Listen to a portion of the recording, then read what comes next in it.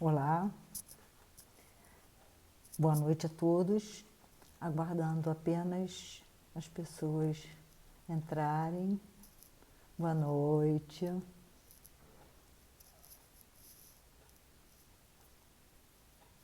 Boa noite.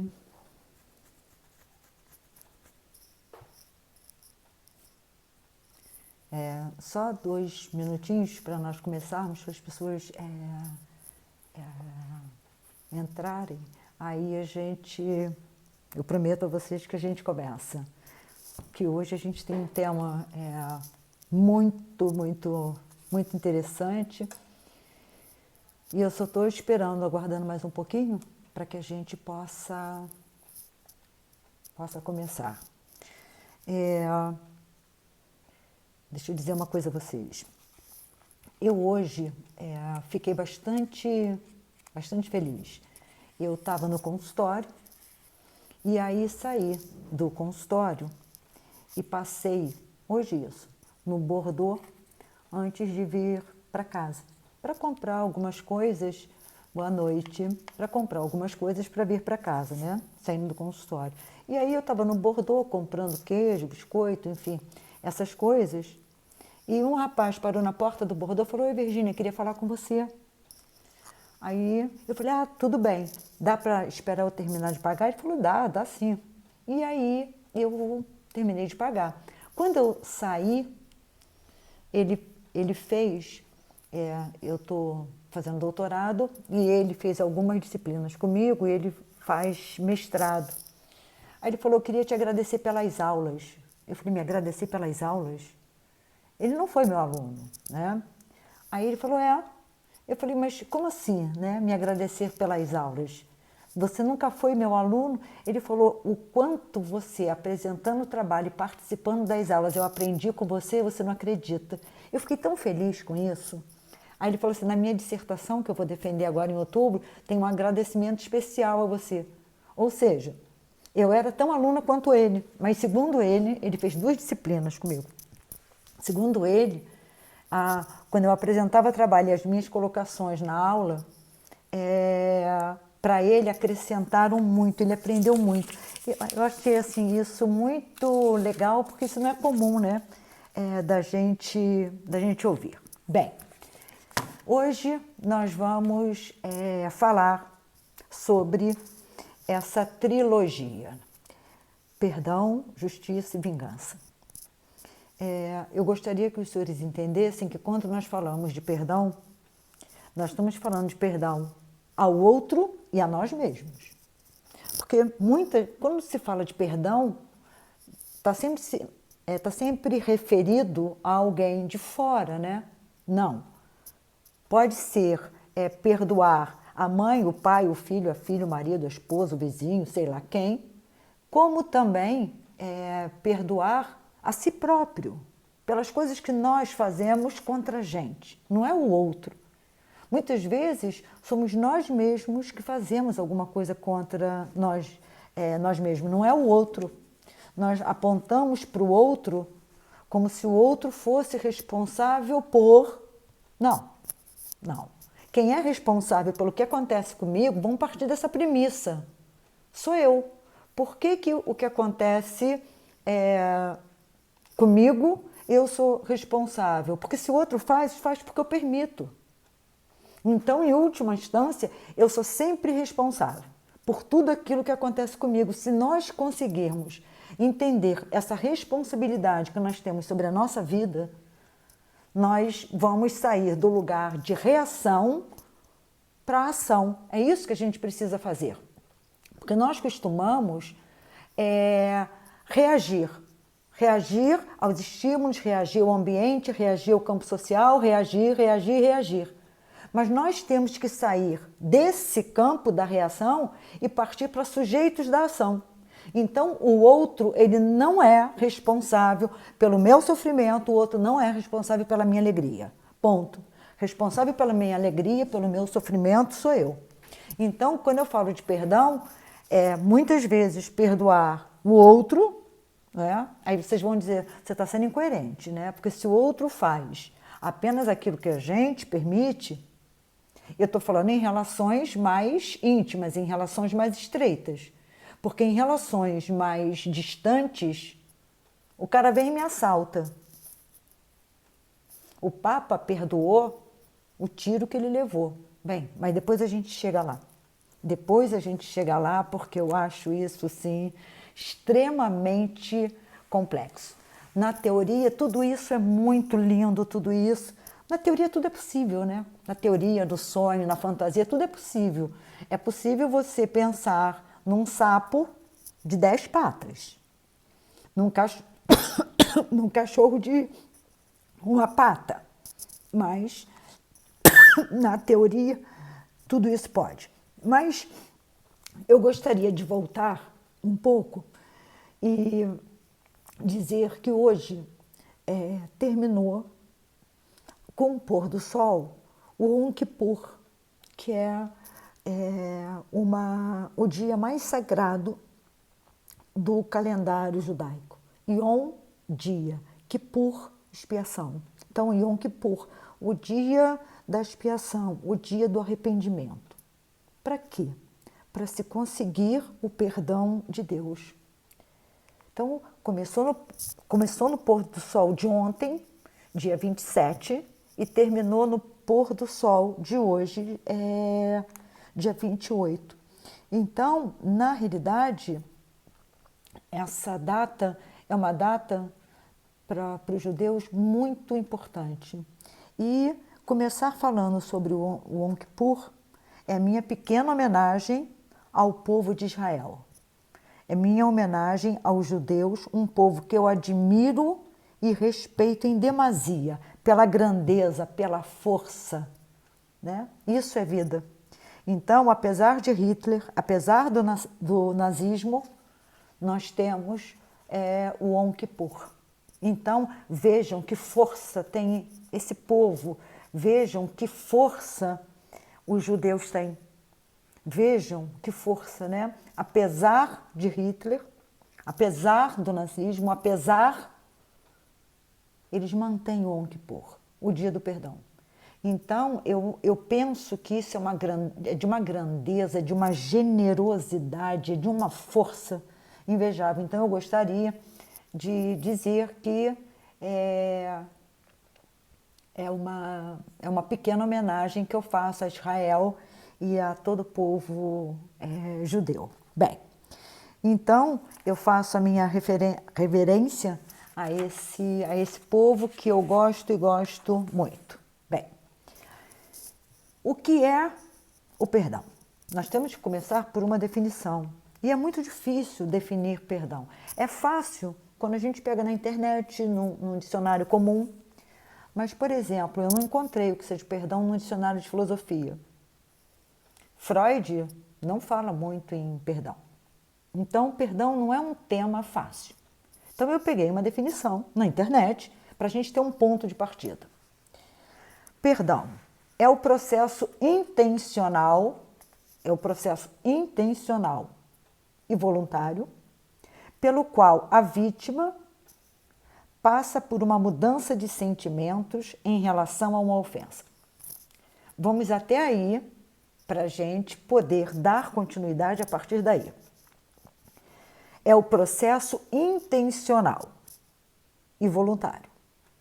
Então, o sujeito que foi vítima de uma ofensa, de uma humilhação, passa por uma mudança de sentimentos em relação à humilhação. Que mudança de sentimento será essa? Bem, deixa de lado as emoções negativas. Eu não gosto desse termo, emoções negativas e positivas, isso é negativo e positivo é da física, né? Eu gosto de um outro termo, das emoções que nos trazem contentamento, que nos trazem prazer, e das emoções que nos trazem descontentamento e desprazer. Eu, pelo menos, prefiro, né? Então, deixa de lado as emoções que trazem desprazer, sofrimento, como a vingança, porque quando se fala em perdão, se não houver perdão, há vingança. Isso é uma coisa extremamente importante. Se não houver perdão, Há a vingança. Ou há a ruminação. A ruminação. É isso sim que há. Bem, com uma capacidade aumentada de desejar o bem a outro, pelo amor daquilo que cada um de vocês acredita. Pelo amor daquilo que cada um de vocês acredita. Virgínia, por que você fala dessa forma? Porque quem acredita em Deus é pelo amor de Deus, quem acredita em Freud é pelo amor de Freud, quem acredita em Platão é pelo amor de Platão e vai por aí afora, né? Então, comigo seria pelo amor de Freud. Mas isso é uma outra coisa. Então, uma capacidade, quer dizer, além do sujeito ter sido vítima de uma ofensa, de uma humilhação, seja lá do que for, não importa, ele ainda passa por uma mudança de sentimentos, ele consegue deixar de lado a dor da humilhação, a dor da ofensa, e tem a capacidade de desejar o bem a quem o humilhou. Olha, uma coisa eu vou dizer a vocês. Uma coisa. Isso me faz lembrar Madre Teresa. Madre Teresa de Calcutá diz, aspas, as pessoas boas merecem nosso amor. As pessoas ruins precisam dele. Né? Se isso é possível, eu, Virgínia Ferreira, não alcancei esse grau de grandeza, de generosidade, seja lá do que for. Quer dizer que o cara me faz mal, e eu tenho a capacidade de passar por isso, transformar a dor, o descontentamento, seja lá o que for, numa emoção boa e ainda desejar o bem a ele. Eu não falo de desejar o mal, não, mas ainda querer que ele seja feliz. Não. Aí talvez seja para as pessoas, como diria a professora Vera Werneck, aí para aquelas pessoas que alcançaram um nível muito alto, como os médicos sem fronteira, como esse povo, né? Isso ainda para mim não dá, não. Para mim não dá. Nem sei se uma vida só seria o suficiente para que eu alcance esse grau. Como eu não acredito em outras vidas, fica bastante complicado. Bem, o perdão, ele teve durante muitos anos sob domínio da religião. Porque aí vem os contrapontos, né? Os contrapontos, pecado e perdão. São dois contrapontos, né? Pecado e perdão. E, segundo o meu entendimento, foi o filósofo Paul Ricoeur que trouxe para a filosofia o perdão. É ele quem traz para a filosofia. Ele tem um livro, o Paul Ricoeur, muito interessante, chamado A Memória, a História e o Esquecimento. Eu li esse livro e tantos outros sobre memória, sobre esquecimento, sobre tudo isso, quando eu participei de um grupo de pesquisa,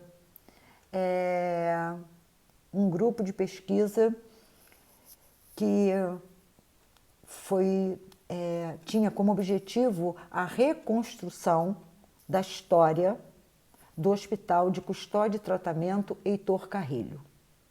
Então, nós tínhamos o objetivo, porque o hospital não tinha uma história redigida, nós fizemos um levantamento, frequentamos esse hospital de custódia durante muito tempo, para fazer um levantamento para reconstruir ou produzir uma história sobre esse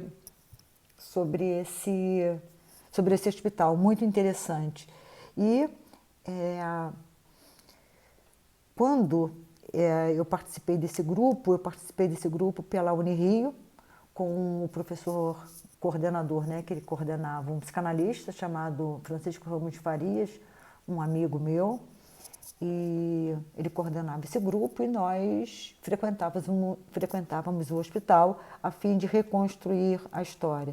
Só para vocês terem uma ideia, quando a prisão da Frei Caneca foi implodida, a Frei Caneca foi implodida, nós, do grupo de construção da história do hospital, nós chegamos no dia da implosão, nós chegamos no Heitor Carrilho, que é parede, né?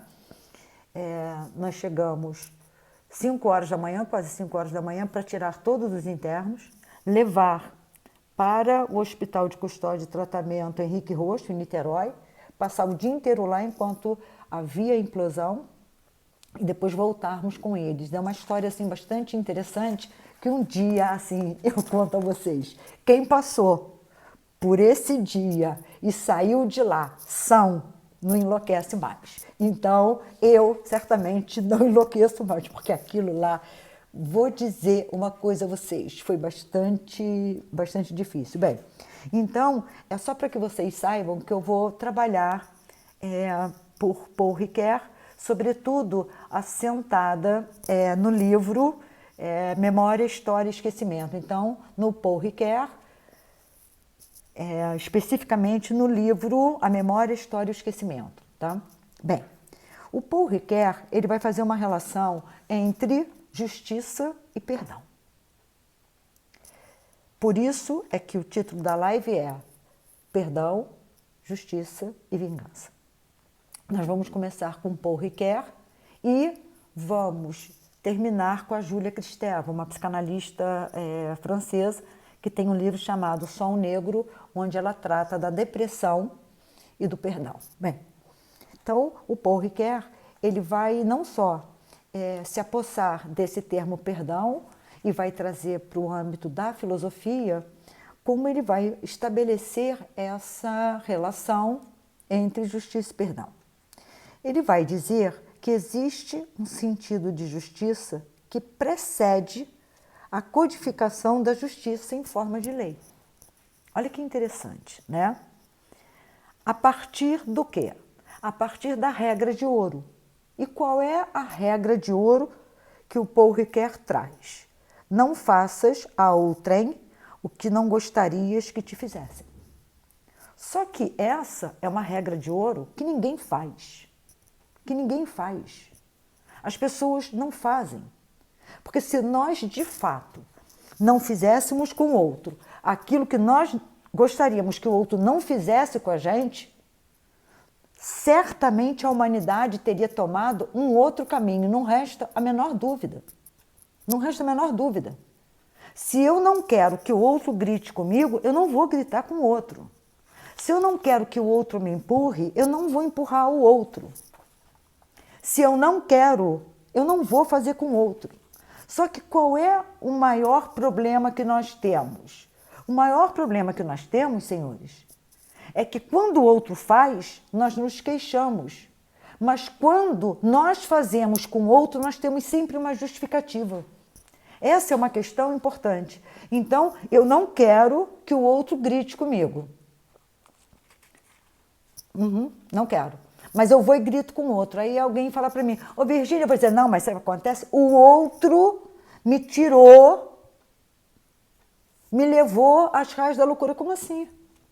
Como assim?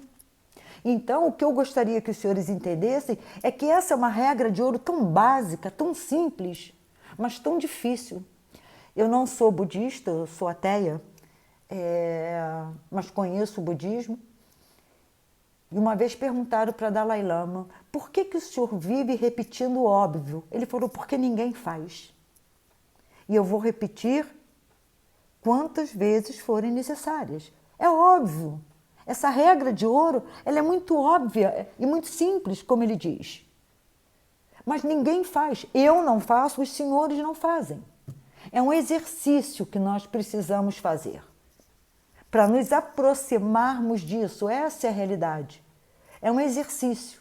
E é um exercício difícil, porque nós não conseguimos fazer. Você está de carro. Você parou. Alguém buzina na tua traseira. Aí você fala, nossa, 1 minuto que eu parei, o cara já está buzinando. Uhum. No outro dia, o cara para na tua frente e você, pá, mete a mão na buzina. Mas você não se queixou? Como é que você está fazendo a mesma coisa? Então, essa regra de ouro é uma regra muito básica, muito simples. Mas, volto a lembrar aos senhores, eu sou psicanalista, eu sou freudiana, né? E Freud deixa muito claro no Mal-Estar na Civilização que os homens são egoístas e agressivos, ponto.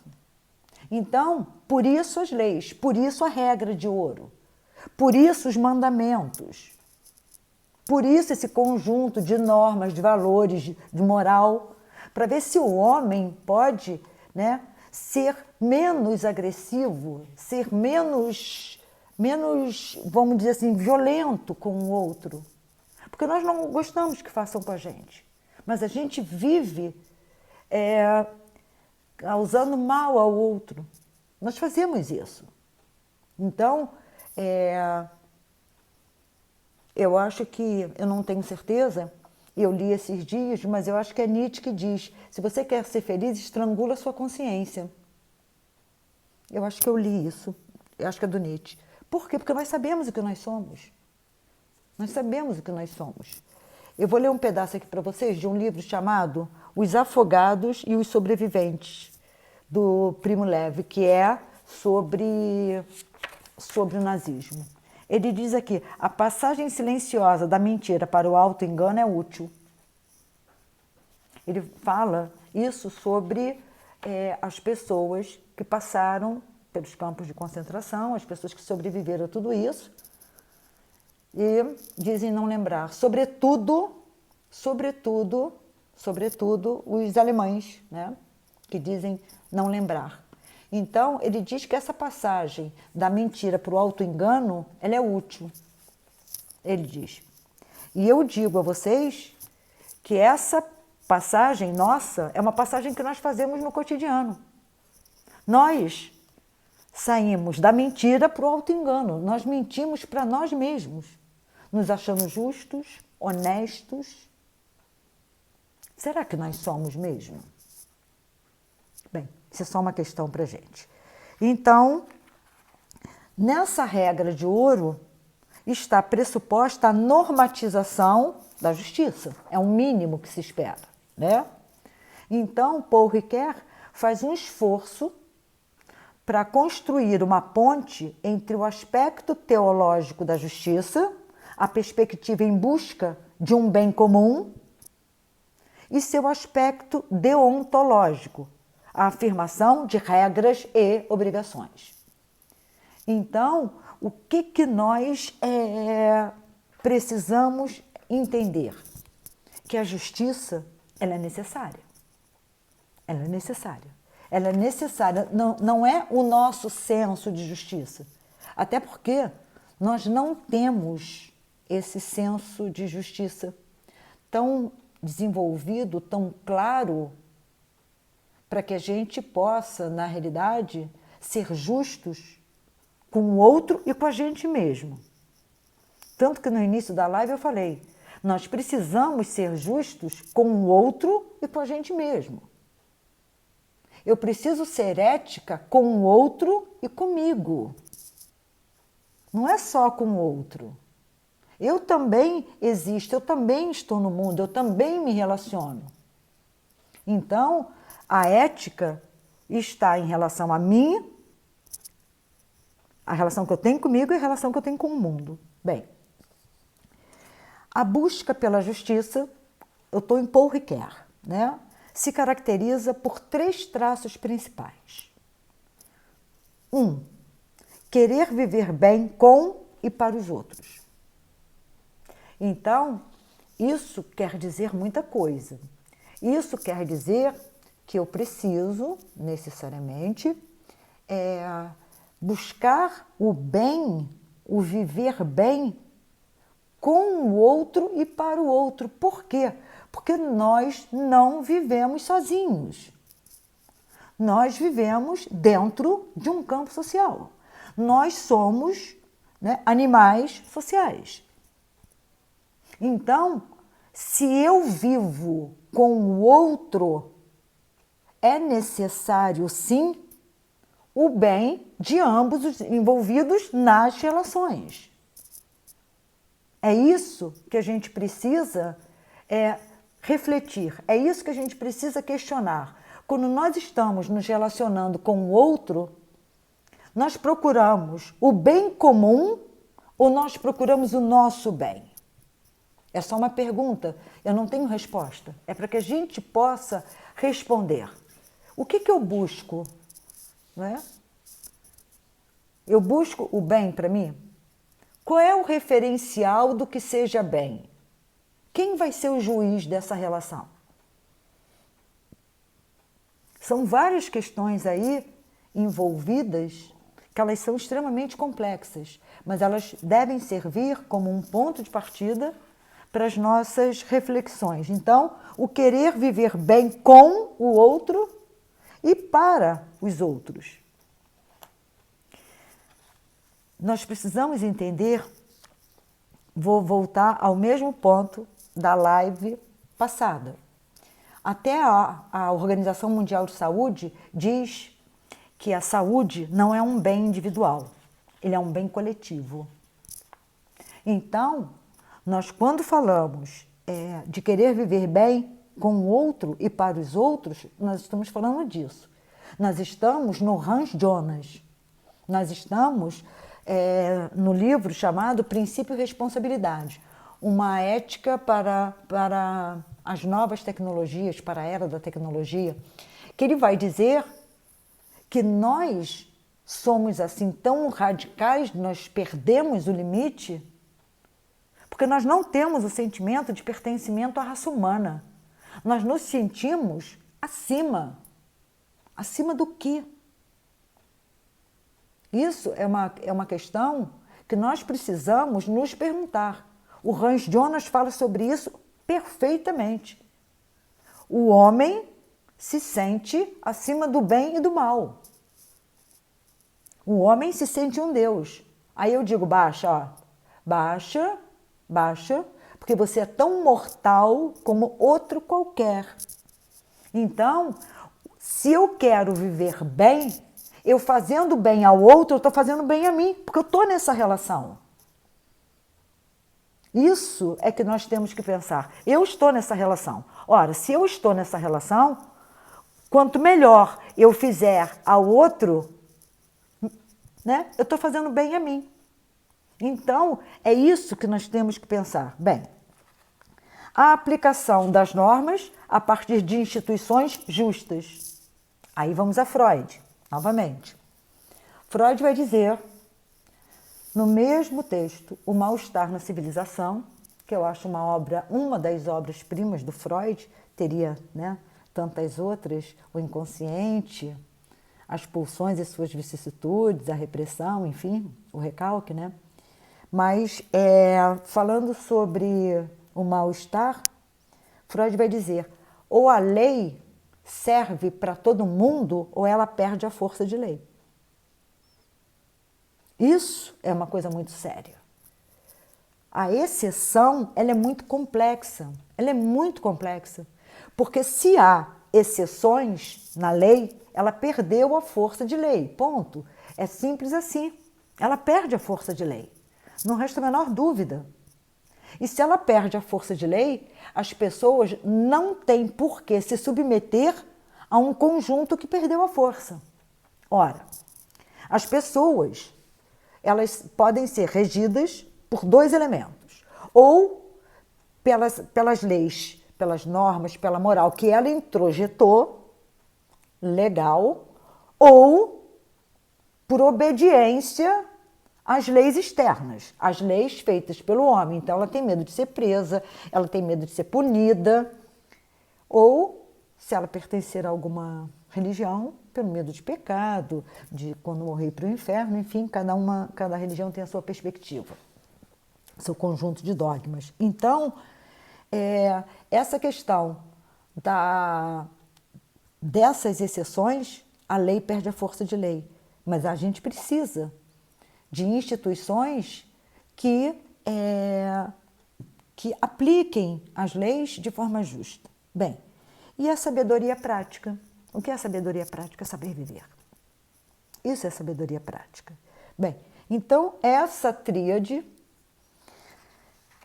é através da qual o Paul Ricoeur vai fazer uma reflexão entre a interação entre a lógica do perdão e o desejo de justiça. Então, há uma relação entre a lógica do perdão e o desejo de justiça. Eu acho o Paul Ricoeur, assim, muito, eu diria que muito delicado, né? Muito, não sei explicar. Comunidade de cidadãos fundamentada no sentimento de humanidade comum, que funda uma identidade coletiva e uma ordem que esta humanidade comum estabelece. Ora, vejam que coisa linda. Todos juntos estabelecemos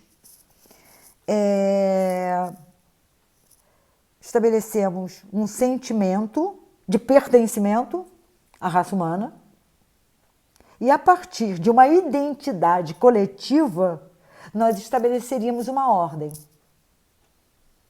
Isso eu não vou negar a vocês. Eu acho muito bonito, mas eu acho que é uma ficção. É uma ficção. Nós não estamos capacitados para fazer isso. Eu vou ler uma outra parte para vocês Os Afogados e os Sobreviventes. Uma outra parte. Ele diz aqui,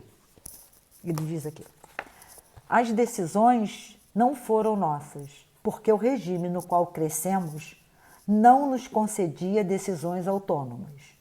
Outros decidiram por nós. Nem podia ser diferente, porque nos fora tolhida a capacidade de decidir. Não só nos fora proibido decidir, mas havíamos nos tornado incapazes para tanto. E é isso que eu digo a vocês nesse momento. Nós estamos, pelo menos nesse momento, incapacitados de estabelecermos nós uma ordem coletiva. Estamos incapacitados. Então, qual é a saída que nós temos? É termos consciência disso. É termos consciência que a minha existência depende da existência do outro. A existência do outro depende da minha. Para que a gente possa começar a utilizar o mínimo da regra de ouro, para a partir daí pensarmos numa outra forma de construção do campo social, numa outra forma de construção das sociedades, numa outra forma de produção das relações amorosas, sociais, religiosas, políticas, enfim. É isso que nós, na realidade, precisamos. Então, o que seria, por fim, a justiça em Paul Ricoeur? O conjunto de alternativas que uma sociedade opõe à violência em todas as suas formas. Quando Paul Ricoeur diz isso, leiam Paul Ricoeur. Ele é muito interessante. Então, quando Paul Ricoeur diz isso, conjunto de alternativas que uma sociedade opõe à violência em todas as suas formas, eu, como boa freudiana, entendo perfeitamente isso.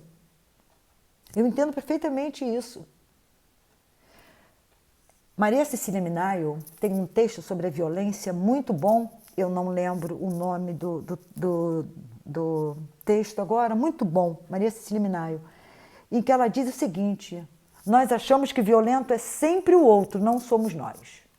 Violento é sempre o outro. Por que a gente não olha a violência que habita em cada um de nós? E há violências, como diz ela, que se perpetuam no tempo e aparecem como naturais, como normais. Violência de gênero, de raça. Agora, política. Nossa, é uma coisa assim muito grande.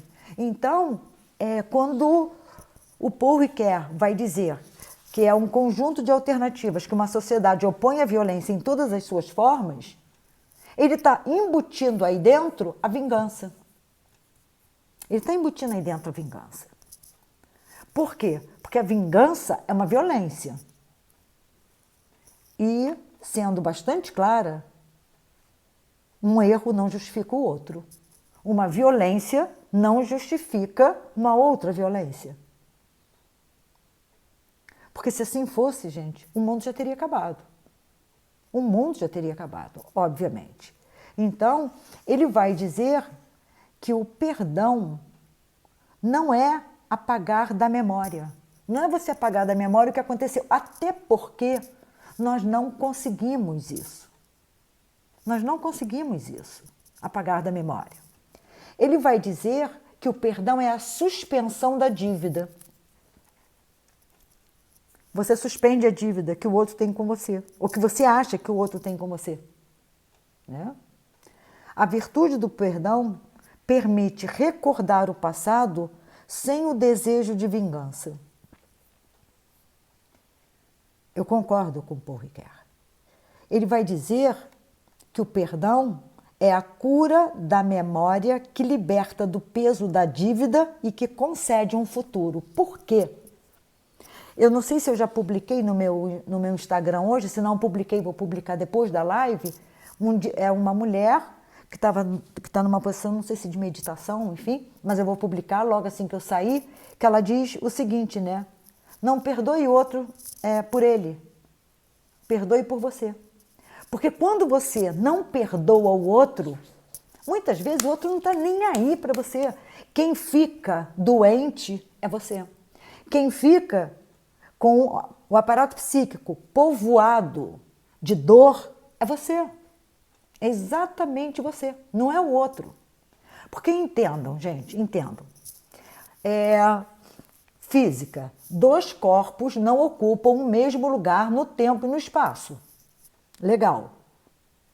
Isso todo mundo entende. Legal. Então, vamos pegar isso e vamos transportar para o aparato psíquico. Vamos pegar isso e vamos transportar para o aparato psíquico. 2 representações, 2 ideias, 2 sentimentos não ocupam o mesmo lugar no aparato psíquico. Então, se você não perdoar o outro, quem sofre é você. Porque o outro, muitas vezes, não está nem aí para o que ele fez com você. Então, quando a gente fala do perdão, né, que o perdão, quando Paul Ricoeur diz que o perdão cura a memória, que liberta do peso da dívida e concede um futuro, por quê? Né? É como se ele te libertasse, o perdão te libertasse. É exatamente isso. Então, na medida que ele te liberta, né, o outro não tem mais dívida com você. Você não tem mais essa ruminação. Você está, aspas, eu estou usando uma metáfora, não sei se estou sendo muito feliz, mas você está livre para pensar em outras coisas, para povoar o seu aparato psíquico com coisas boas, com coisas interessantes. Então, é isso que eu penso. E aí, ainda no Paul Ricoeur, ele vai dizer o seguinte, eu acho isso assim muito interessante.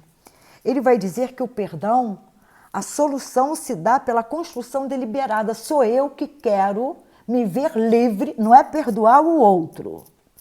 Eu quero me ver livre disso que me causa dor, que me causa sofrimento, disso que o outro fez. Para que eu vou ficar carregando isso? Eu problematizar é uma coisa. Eu refletir sobre isso é uma coisa. Eu ficar com isso, ruminando, não me leva, né, a nenhum... não me agrega valor. Não renova a minha energia. Bem, e aí ele vai falar o seguinte, em História, Memória e Esquecimento. Vemos que a importância do perdão se mostra ao historiador como uma lembrança dolorida. Para a memória, o perdão se mostra como um elemento que tenta converter a memória dolorida em memória feliz. Para o esquecimento, o perdão se mostra como um convite ao apagamento. Então, nós temos várias formas de pensarmos no perdão. Só que ele mesmo vai dizer que o perdão atua como um horizonte, onde quanto mais se aproxima, mais ele se afasta. Então, em última instância, o que o Paul Ricoeur está dizendo? Ele está dizendo que perdoar não é fácil. Não é fácil. Como um horizonte, né? Quando você pensa que está se aproximando, parece que ele se distancia, parece que ele está mais longe. E aí, eu como psicanalista, né, não posso deixar de passar pela Júlia Kristeva. Ela tem vários livros muito bons. No Princípio Era o Amor, é um deles. Nós Estrangeiros de Nós Mesmos. Aqui eu vou citar O Sol Negro, que ela vai tratar da depressão e do perdão, né? Então, ela vai dizer que exatamente isso, que a vingança nada mais é do que uma fúria narcísica. Eu acho esses dois termos de uma intensidade, de uma beleza muito grande, né? Uma fúria narcísica. Eu acho que ninguém nunca falou da vingança como uma fúria narcísica, né? Quer dizer, como assim o outro fez isso comigo? Porque aí o outro abre uma cratera em você. No que abre uma cratera em você, a fúria narcísica é alguma coisa assim sem precedentes, que a gente não imagina a força, né, dessa fúria. Bem, e o que seria o perdão para Júlia Kristeva, na realidade? É não se identificar com o ódio e a violência do outro. Então, se eu não me identifico, ora, com o ódio e a violência do outro, ela vai dizer, a ferida que se hospeda sem ódio está propensa a uma nova reparação interna. É isso. Eu acho que é exatamente isso. Não se identificar com o ódio e a violência do outro. Eu acho que muita coisa do nosso cotidiano é uma questão de identificação, é uma questão de projeção, é uma questão de negação, enfim, dos mecanismos de defesa. Nesse caso, a Júlia Kristeva está assentada mesmo em cima do processo identificatório, né, do processo de identificação. Então, quanto mais eu me identifico com o ódio e com a violência que habita no outro, mais eu me sinto injustiçada, mais eu me sinto ferida, mais eu me sinto invadida, mais eu tenho uma fúria narcísica. Quanto menos eu me identifico ou não me identifico, que seria o ideal, né, com o ódio e a violência do outro, menos o outro me atinge. Isso é bastante interessante. E eu gostaria ainda de falar uma outra coisa que eu acho assim, muito importante. Freud vai dizer que nós, muitas vezes, aceitamos pacotes do outro no nosso colo. O outro está aborrecido, ele chega, faz uma ignorância qualquer com você e você se aborrece. Você fala, o que eu te fiz para isso? Você aceitou o pacote dele. Você aceitou o pacote dele. Então, muitas vezes, que nós queremos partir para cima do outro, estamos enfurecidos narcisicamente, nós deveríamos parar e refletir. O outro pegou o pacote, me colocou no colo e eu abracei. Como assim? Eu tenho que saber o que é meu e o que é do outro. Eu não posso me misturar com o outro. Então, eu volto a dizer, né? Eu digo aos senhores sem medo de errar e já prestes a finalizar essa live. Quantas vezes nós não perdoamos o outro, mas não é o outro que nós temos que perdoar, é a nós mesmos. O outro, às vezes, faz umas coisas com você que você não entende o porquê e você bota no colo. O outro chegou com um pacote, faz assim, e você recebe, você segura. Um pacote que não é seu, você segura. Aí o outro sai leve. Sai leve, sabe por quê? Porque ele deixou no teu colo um pacote que é dele. A gente tem que olhar, o outro vem. Você olha e diz, não, muito obrigada. Se o outro vem e te faz uma grosseria, por que você toma para você?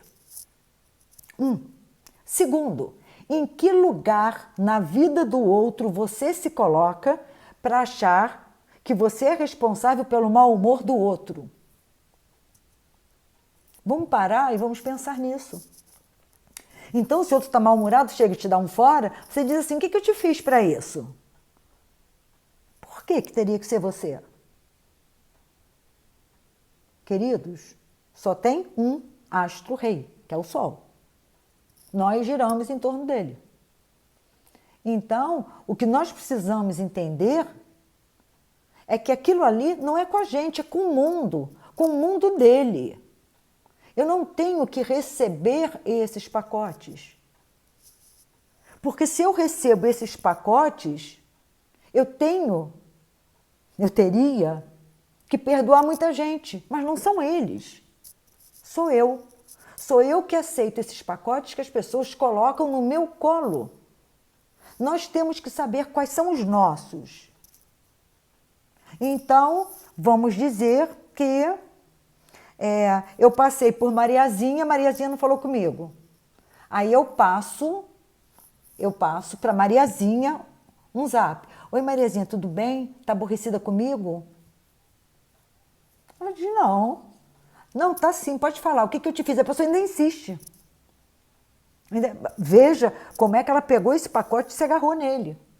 Então, nós pegamos os pacotes do outro e ainda responsabilizamos ele. Não.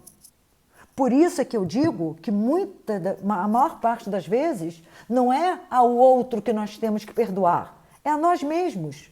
É a nós mesmos. Não é o outro. Então, nós partimos para cima do outro, mas por um erro que nós cometemos com a gente mesmo. Então, eu digo que, em geral, nós somos a maior vítima de nós mesmos, não é o outro.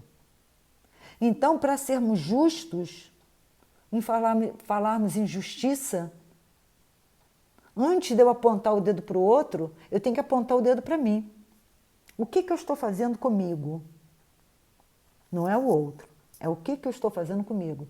Porque, acreditem, senhores, acreditem, o outro está doido para pegar e derramar o pacote dele no colo de alguém. Despachar o pacote dele. Se você aceita, ele vai colocar no seu colo. E se você continuar aceitando, ele vai continuar colocando os pacotes dele no seu colo. Por que não? É certo? Não, não é certo. Mas alguém faz, alguém aceita.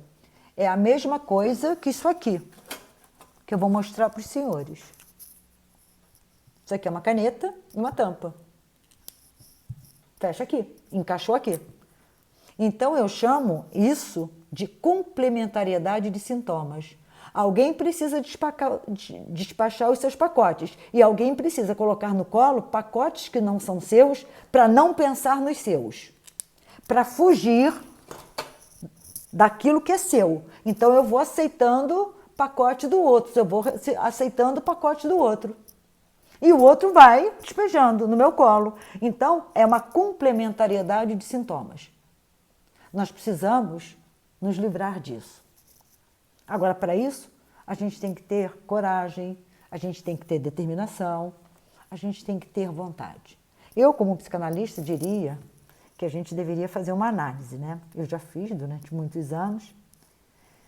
E, aliás, eu fiquei bastante triste morreu um psicanalista, José Otávio Naves, da SPID. Morreu dia 26, eu só soube hoje. Não sei do que ele faleceu. Ele morava no Leblon, eu já tinha ido algumas vezes à casa dele para estudar o tempo. Eu estudava o tempo com ele. E soube hoje que ele morreu no dia 26.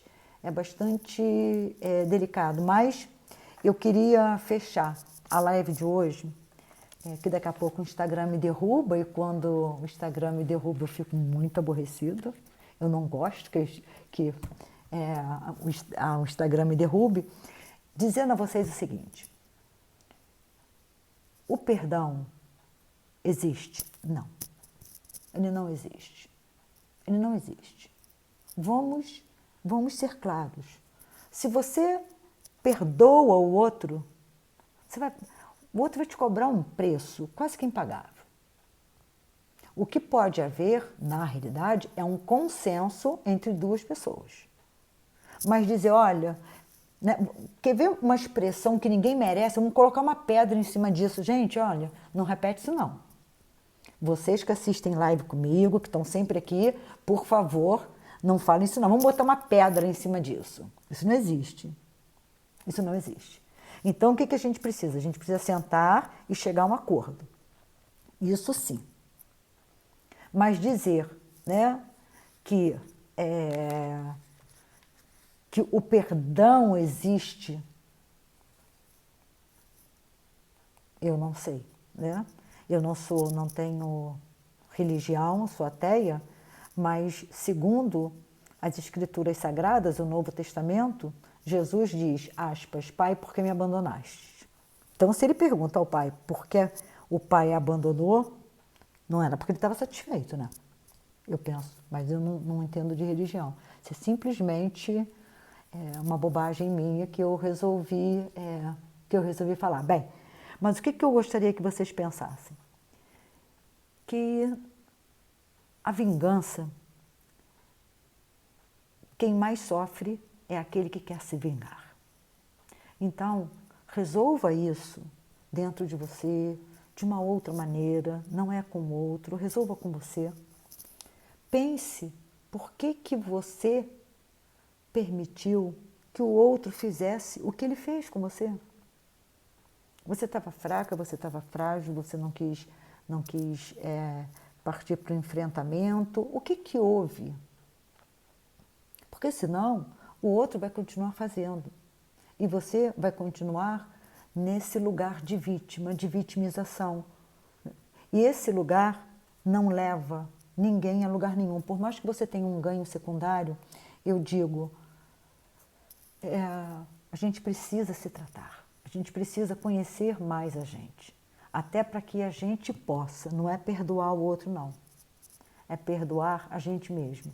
Lembram da live que eu fiz sobre uma imagem que era uma senhora olhando no espelho e no espelho aparece o rosto dela, aparece o rosto dela jovem. E ela pede perdão por não ter vivido a vida que ela merecia viver. Então, isso eu digo hoje a vocês. Pensem nisso para que quando a gente chegar lá na frente, a gente não peça perdão a gente mesmo por não ter vivido a vida que nós gostaríamos de viver. Esse é o momento. Essa é a hora. Bem, senhores, a agenda de outubro ainda não está pronta, mas farei em breve e colocarei aí para vocês. Muito obrigada a todos.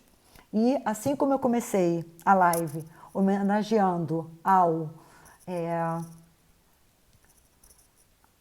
povo judeu, eu termino fazendo da mesma maneira, reverenciando esse povo judeu, né, que apesar dos pesares, que não são poucos, ele tá aí com força, com vontade, com vida. E eu acho isso assim de uma beleza muito grande. Então, eu reverencio o povo judeu Israel, e que a gente tenha a grandeza de nos aproximarmos de nós mesmos, sermos generosos com a gente mesmo. Gente, um beijo e até segunda-feira que vem.